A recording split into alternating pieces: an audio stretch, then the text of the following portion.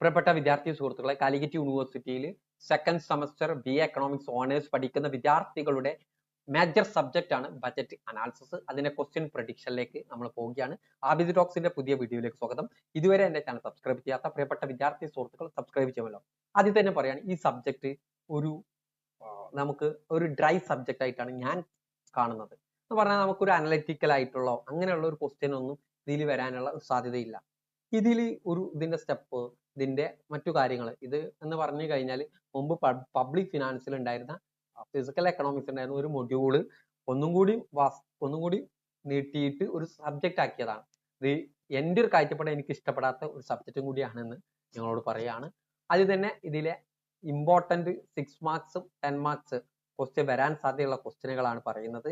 നമ്മൾ ഇതിൽ ആദ്യത്തെ 2 ക്വസ്റ്റ്യനുകൾ വരുന്നത്, ഈ 2 ക്വസ്റ്റ്യന് മൊഡ്യൂൾ 1 നിന്ന് വരുന്ന ക്വസ്റ്റ്യൻ ആണ്.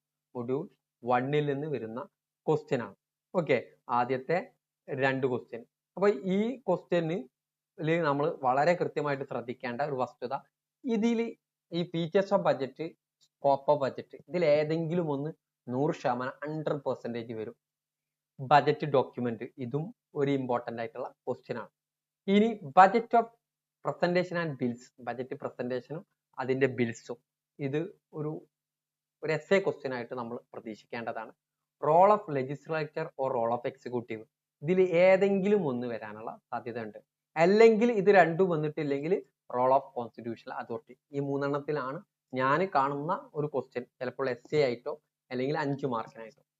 ഇനി parliamentary control of power budget, different കമ്മിറ്റികളാണ് ഇതിൽ വരുന്നത്.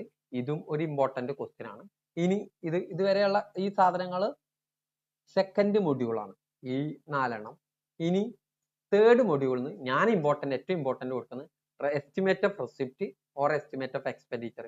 ഇത് ചിലപ്പോൾ എസ്സേ ക്വസ്റ്റ്യൻ ആയിട്ടോ അല്ലെങ്കിൽ ഏതെങ്കിലും ഒന്ന് 5 മാർക്കിനോ ഞാൻ പ്രതീക്ഷിക്കുന്നുണ്ട്. ഇനി ഏറ്റവും കൂടുതൽ സിലബസ് പ്രകാരം ക്വസ്റ്റ്യൻ ഉണ്ടാവുക മൊഡ്യൂൾ 4 ആണ്. ഇതാണ് ഈ 4 എണ്ണം.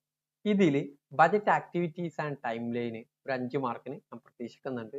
ഒരു എസ്സേ ക്വസ്റ്റ്യൻ ആയിട്ട് scrutiny of statement of budget estimate അല്ലെങ്കിൽ ബജറ്റ് ഇൻ പാർലമെന്റ്, ഇതിൽ ഏതെങ്കിലും ഒന്ന് വരാം.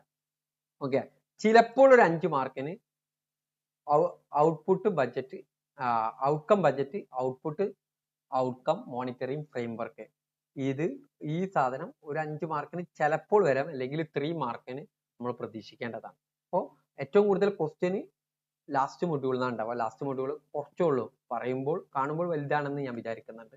പക്ഷെ ഇത് കുറച്ചേ ഉള്ളൂ ഇതിൽ കാര്യങ്ങളുള്ളത്. അപ്പോൾ ലാസ്റ്റ് മൊഡ്യൂളിൽ നിങ്ങൾ ഇമ്പോർട്ടന്റ് ആയിട്ട് പഠിച്ചു കഴിഞ്ഞാൽ, സിലബസ് പ്രകാരം ക്വസ്റ്റ്യൻ ഇടുകയാണെങ്കിൽ ലാസ്റ്റ് മൊഡ്യൂളിൽ നിന്ന് കൂടുതൽ വരികയാണെങ്കിൽ ലാസ്റ്റ് മൊഡ്യൂളിന് ഇമ്പോർട്ടൻസ് കൊടുക്കുക.